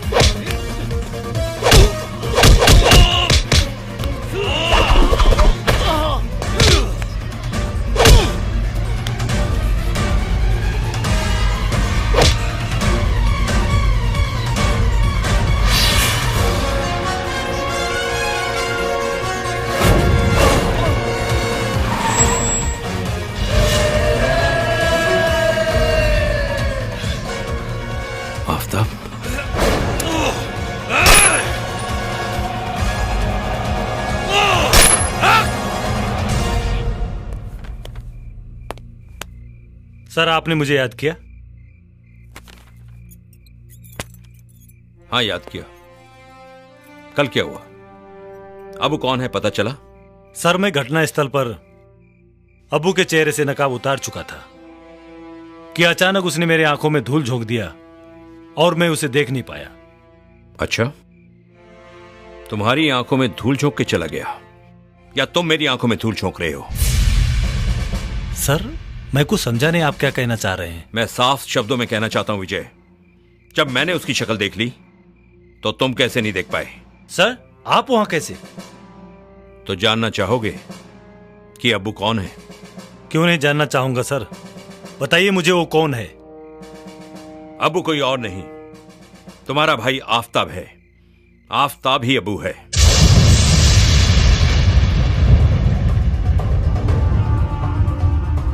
नहीं सर, आपको गलतफहमी हुई है। मेरा भाई आफताब? नहीं सर, मेरा भाई आफताब अब्बू नहीं हो सकता। इसमें आश्चर्य करने की कोई बात नहीं है विजय। ये जानते हुए कि अब वो तुम्हारा भाई है, उसे कानून के सामने लाने की जिम्मेदारी मैं तुम्हें सौंपता हूं। ये रही उसकी आफताब से अब्बू बनने की पूरी फाइल।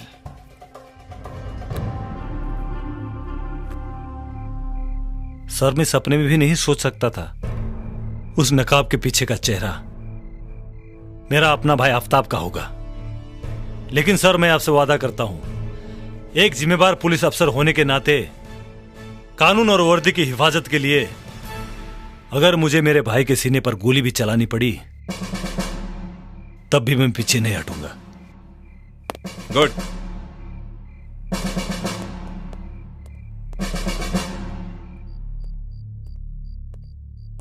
अरे बेटा, आ गई ले? इतना रात के कहां से आवता रहा? का है आफताब आगिल का? अभी ना, कुछ काम से गईल बा। काम से गईल बा? काश माई कब वो आफताब से भी पूछ लेते कि इतना रात के वो कहां जा रहा बा। पलक झपकते ही इतना रुपया पैसा धन दौलत गाड़ी नौकर चाकर ऐसो आराम कहां से आयल? का बक रहल बाड़ा? आखिर तू कहे का चाहता रहा? माई, जौन हम कहे के चाहता नहीं तू सुन ना पैबू। बोल के तो देखा, माई के कलेजा इतना कमजोर नहीं खे। तो सुना, अब्बू की हो और ना,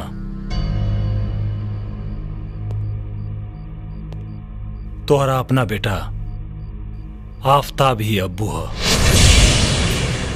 कहा? आफताब?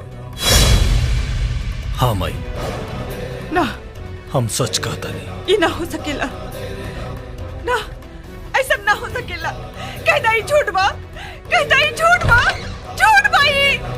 यह सच्चा माई।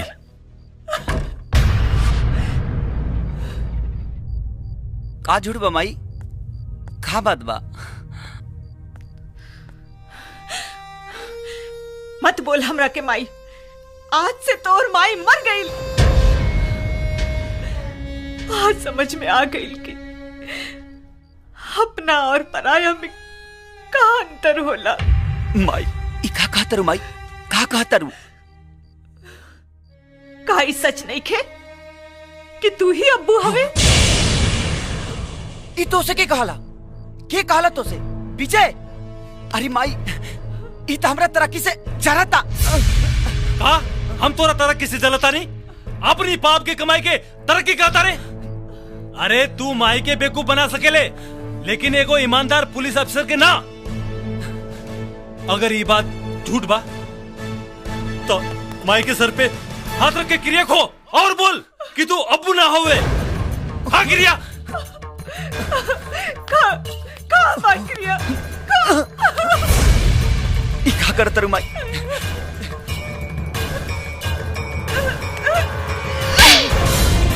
तोहरा जैसन मुसलमान गलती करेला और दुनिया के सारा मुसलमान कौम बदनाम होला। अरे हमार लाड़ प्यार में कौन कमी रह गई जौन तू हमरा साथे इतना बड़ा धोखा कैला।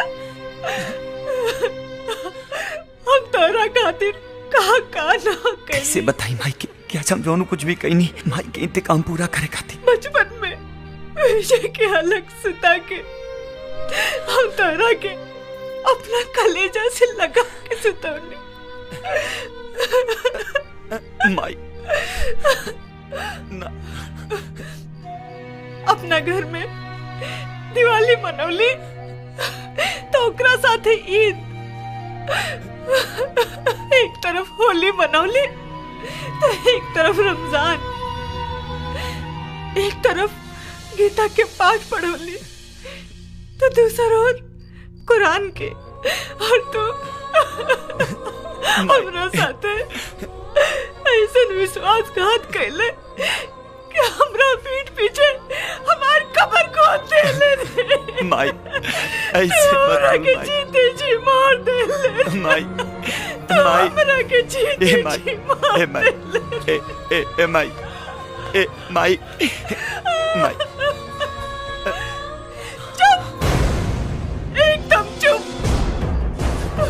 अब कुछ बोले के जरूरत नहीं के। अब हम तो कोनो सफाई ना सुनब।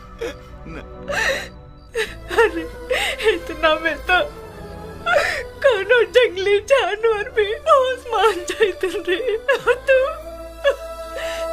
तू हम तक ऐसन गला घोटने कि कोनो महतारी अपना बच्चा के कलेजे से लगावे से डराई।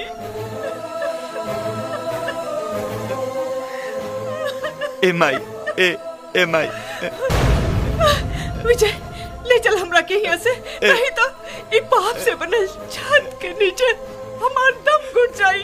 चल ले चल हमरा के। ए माई ऐसे मत कर। अरे तोरा लिंग के सिवा हमार के बारे। ए माई ऐसे मत कर माई, ऐसे मत कर हे माई। ए माई माई ए माई माई ए विजय ए समझाओ ना माई के। ए विजय आफ्ताब पैर छोड़ हमार। ए विजय आफ्ताब पैर छोड़। समझाओ ना माई के ते। हम करता नहीं, पैर छोड़। माई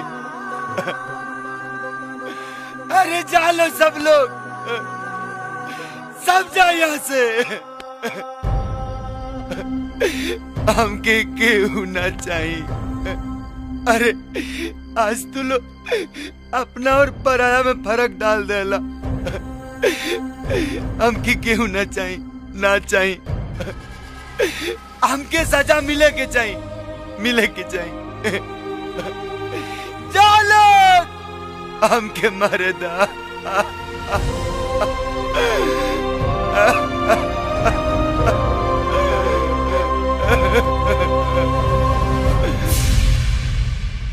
क्यों मुझे रुसवाई दी,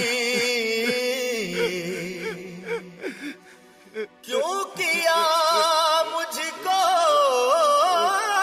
जुदा, क्या मेरे इस बंदगी में थी कमी मेरे खुदा।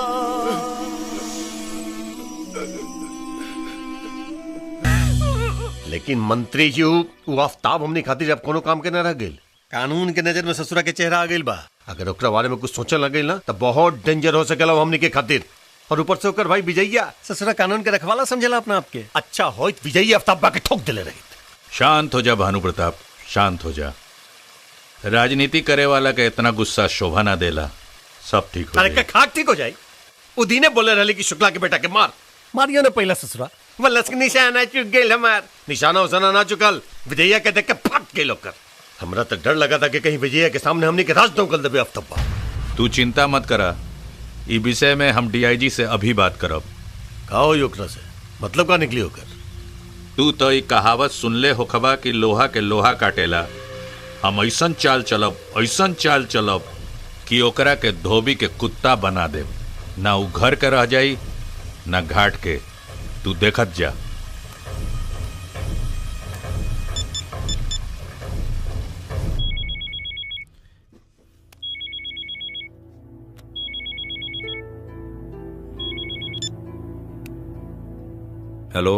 हेलो डीआईजी साहब। हाँ मंत्री जी।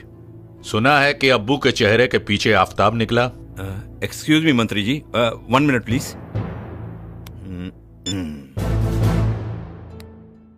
जी मंत्री जी, क्या कहा आपने? मैंने कहा है कि अब्बू के चेहरे के पीछे आफ्ताब निकला है। बिल्कुल ठीक सुना है मंत्री जी आपने। तो फिर क्या सोच रहे हो? सोचना क्या है मंत्री जी, कागजी कार्रवाई के बाद उसको गिरफ्तार कर लेंगे बस। गिरफ्तारी क्यों, एनकाउंटर क्यों नहीं? सर मैं कुछ समझा नहीं। अरे भाई रोज इतने एनकाउंटर होते हैं शहर में, एक और सही। मार दो इसे, तुम्हें मुंह मांगी रकम मिल जाएगी। लेकिन सर, लेकिन वेकिन कुछ नहीं, समझदार हो, जैसा कहा गया है वैसा ही करो, समझ गए? सर वो हेलो हेलो। अरे वाह मंत्री जी, तू तो सही में ओकरा कुत्ता बना देलो। भानु प्रताप, राजनीति में जेकर कुर्सी जितना ऊंच होला उतना ही ऊ नीचे होला।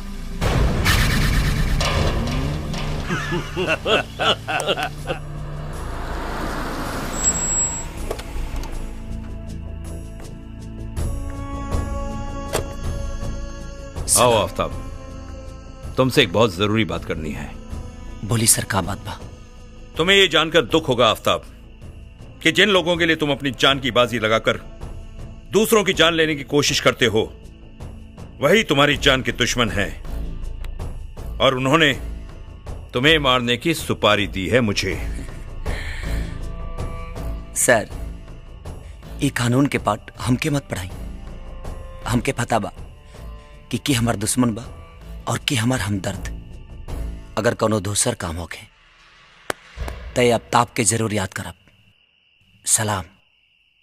आफ्ताब, जाने से पहले ये सुन लो। मैंने कहा है कि अब्बू के चेहरे के पीछे आफ्ताब निकला है।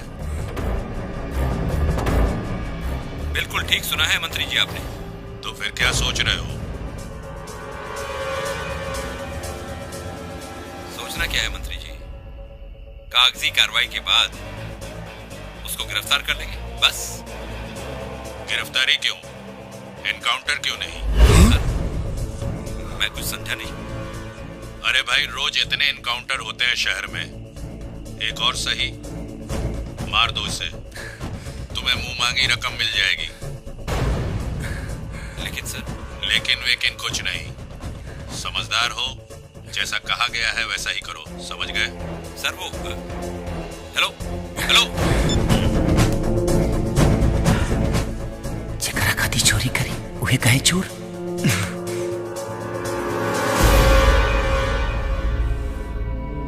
मेरी सलाह मानो, अपने आप को कानून के हवाले कर दो, सरकारी गवाह बन जाओ, मैं तुम्हारे साथ हूं।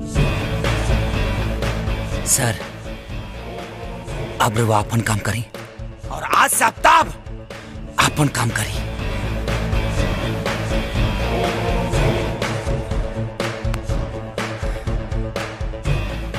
सलाम।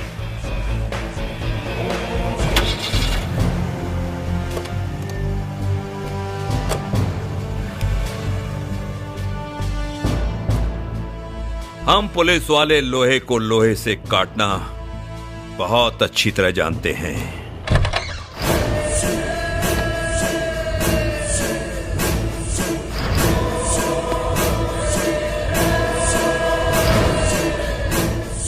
अरे कुत्ता क्या औलाद, बिहार से घसीटब और दिल्ली तक लेके जाइब। आफ्ताब, और तोरा नेतागिरी के भूत ऐसा उतारब कि तोरा वाला 7 पुस्त भी राजनीति के नाम से घिनाई। हमारा इनकाउंटर के प्लान बनाओ तारे। तोरा पिछवाड़ा में इतना बारूद भर दे, इतना बारूद कि धमाका यहाँ होई और सरकार दिल्ली तक हिल जाए। होश में बाड़े, तू का बकरल बाड़े?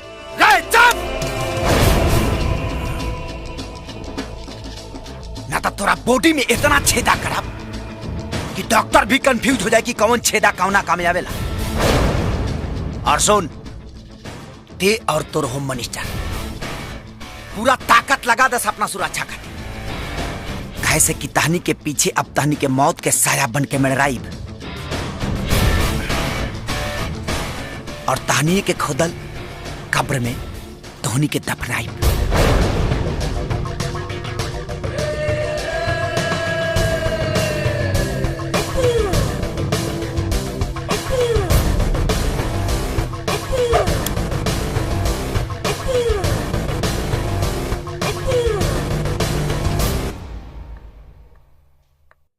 बाबूजी, देख ले बेटी, देखी है आफ्ताबा कैसन धमकी देके गेल बा हमरा, और तू बेटा एकरे से प्यार करे ले। अरे ये भाई ससुरा के सच्चाई, सच्चाई तो राउर भी हमरा सामने आ गई बाबूजी। राउर चेहरा के असलियत हमरा सामने आ गई बा। आफ्ताब गलत नहीं खे, आफ्ताब के गलत बनौले बानी रहुआ। केहू काटा बोई तो फल कहाँ से खाई बाबूजी? जैसन कहले बानी वैसे ने भोगे के पड़ी। हम आफ्ताब के साथे बने। चुप एकदम चुप। हाँ एकदम चुप। हमरे जन्मला हमरे के सिखावे चला। चुप चुप पक पक पक पक यहाँ से।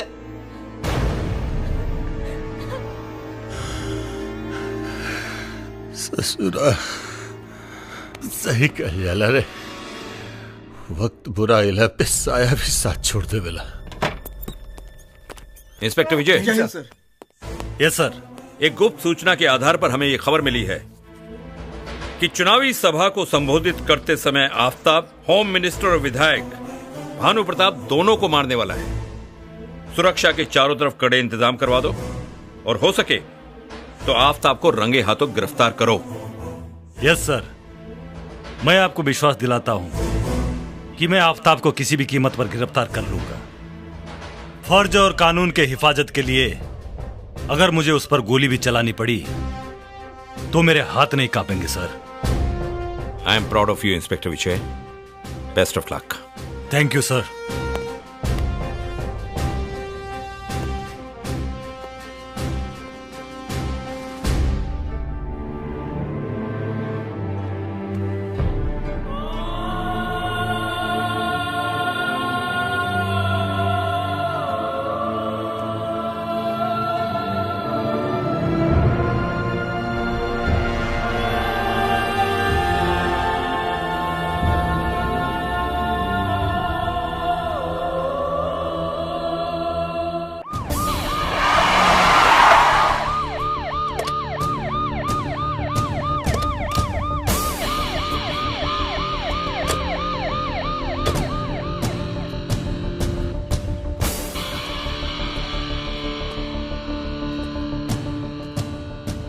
बोल काहे खाती बोलौले हा?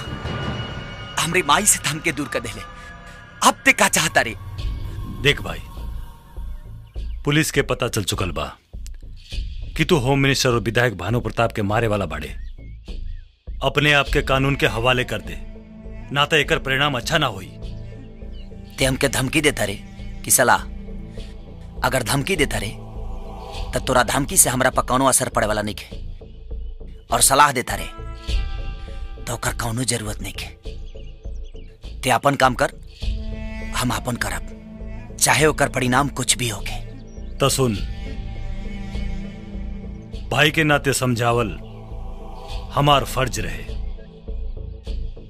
अब तू इंस्पेक्टर विजय के सुन। अगर तू कानून के अपना हाथ में लेबे के कोशिश भी कैले तो हमरा पिस्टल से निकलल गोली ना देखी और ना सोची कि सामने वाला अपराधी के छाती हमरा भाई के है। तो चला दी है गोली। बाकी हम ओ दोनों राक्षसन के छोड़े वाला नहीं खी। कैसे कि जब हम एक बार ठान ली लेना तो घटना के अंजाम दे के ही दम लिहिला। पगला गल बाड़े तू? अरे दिमाग खराब हो गल बा तोर? बेमौत मरल चाहत बाड़े तू? अरे हम तोरा भला खातिर सोचतानी, और तू समझत काहे नहीं के? अरे हम तोर भाई है, दुश्मन ना। बस कैसन भाई और कैसन रिश्ता? तेगो कानून के रखवाला हुए और हम कानून तोड़ वाला मुजरिम। अरे तोर हमारा रिश्ता तो वही दिन खत्म हो गई जहिया ते आफ्ताब के अब्बू के रूप में देख ले। बस तोर और मोर रिश्ता चल मान लेनी, पुलिस और मुजरिम खत्म हो गई। लेकिन वो माई के बारे में सोच के देख तू। अरे वो माई के का हुई जोन आज भी आफ्ताब के इंतजार में पल पल आंसू बहावतिया, लेकिन अब्बू के इंतजार में ना। देख भाई, अभी भी वक्त बा, सब ठीक हो जाए। हम कहता नहीं सब ठीक हो जाए, बस तो अपने आप के कानून के हवाले कर दे। ई नहीं हो सकत।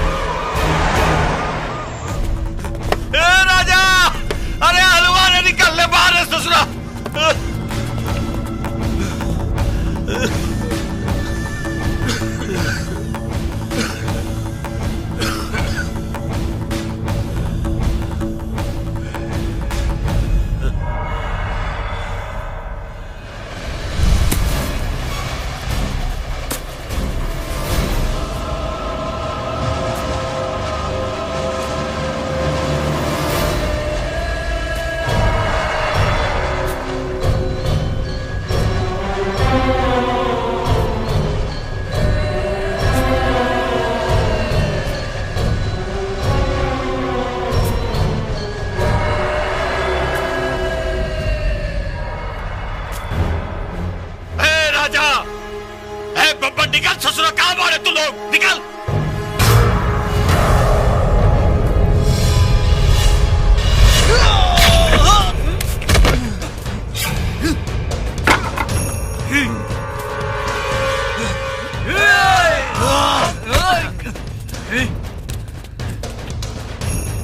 ए माना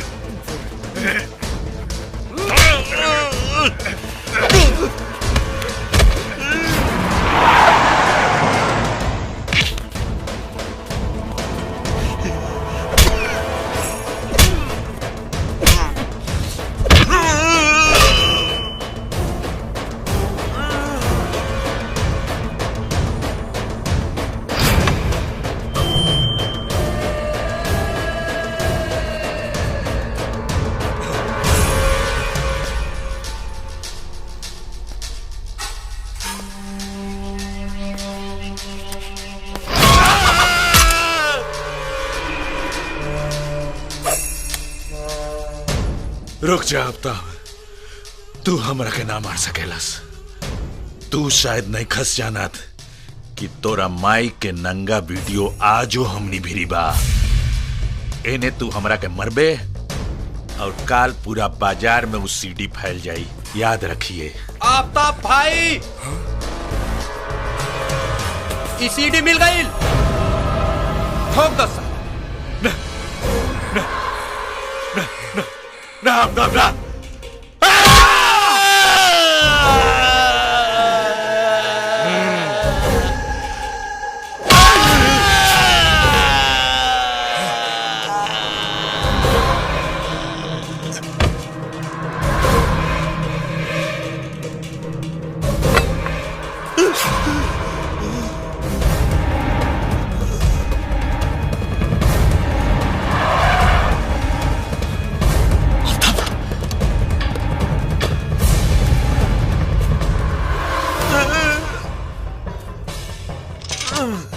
जा आफ्ताब, कानून के अपना हाथ में मत ले। ना विजय ना, हम इकरा के छोड़ दी जवन हमके हमरा माई और भाई से अलग कर देहलस। देख आफ्ताब, इस सब का फैसला कानून करी। नहीं, एकर फैसला आफ्ताब करी। तू के होवे एकर फैसला करे वाला? हम कहता नहीं, छोड़ दे एकरा के। अरे वजह के कैसे छोड़ दी जोन आफ्ताब से अपू बनावलस? हम एकरा के छोड़ दी। आफ्ताब, हम कहता नहीं, बंदूक नीचे कर। विजय, ते हमके गोली मरबे मार दे भाई, कहे से कि अब आफ्ताब के मौत से दोस्ती हो गई यार। अगर एकरा के छोड़ देनी ना तो भाई के का जवाब दे? वल्लाह के का जवाब दे? विधान!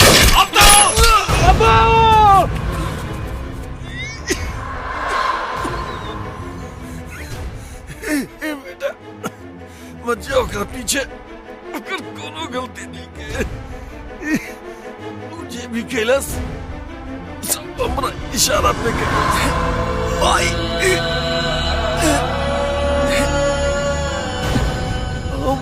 ओकर तारा माई के अश्लील वीडियो दिखा के मजबूर कैले रहनी बेटा जकरा चलते वो हमरा हाथ के कठपुतली बन गए रहे बोले वो गोली चलावत रहे लेकिन ओकरा में बारूद हम भरत रहनी बेटा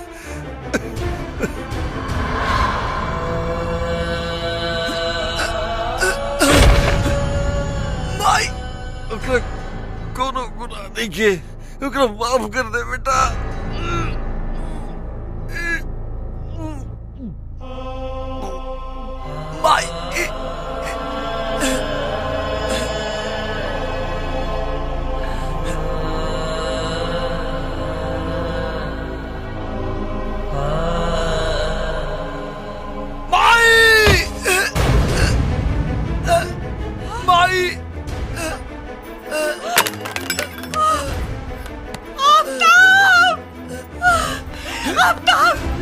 माई बेटा ना बेटा तोरा के कुछ ना होई माई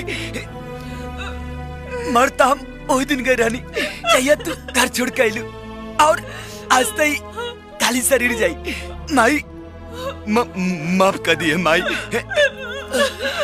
हम तो बात ना मननी लेकिन ई बात के हमके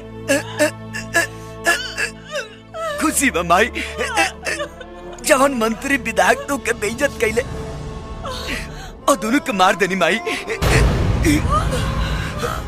और इंतकाम पूरा कर देनी माई पूरा माई हमके कौनो अफसोस नहीं के अपने कहला पा लेकिन एक बात की तकलीफ बामाई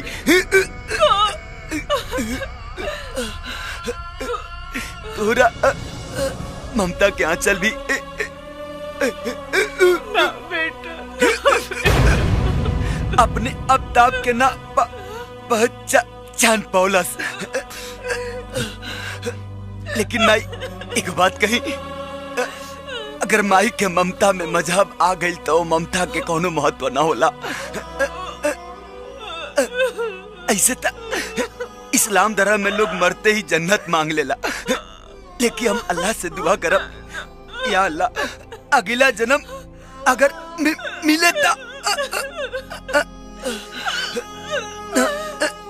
तोरा आंचल के साथ साथ तोरा कोख से भी पैदा हुई तोरा बेटा तोरा के कुछ ना होई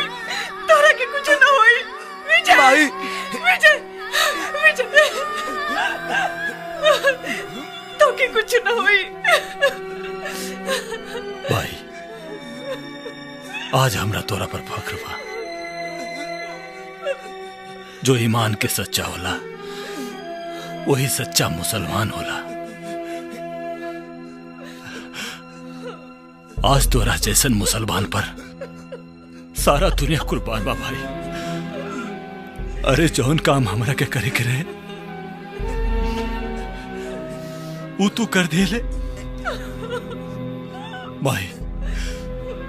माए अगर आज आफ्ताब के कुछ हो जाए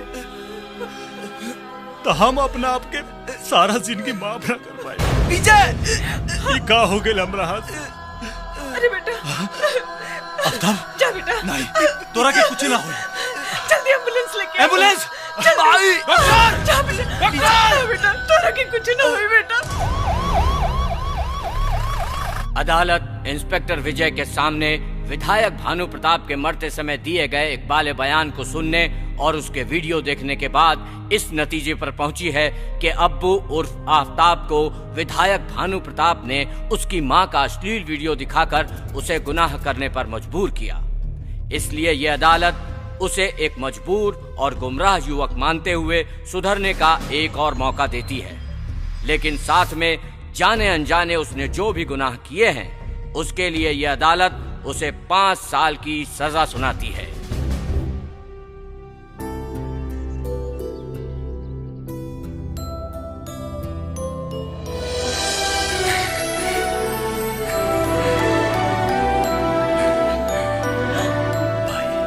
सलाम भाई।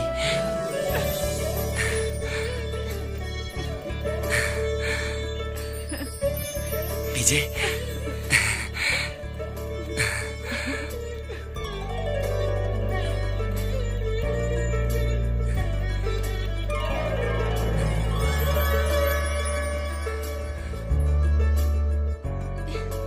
अरे यार अब तू लोग जालो, हमारे के हनीमून के तैयारी करे डालो।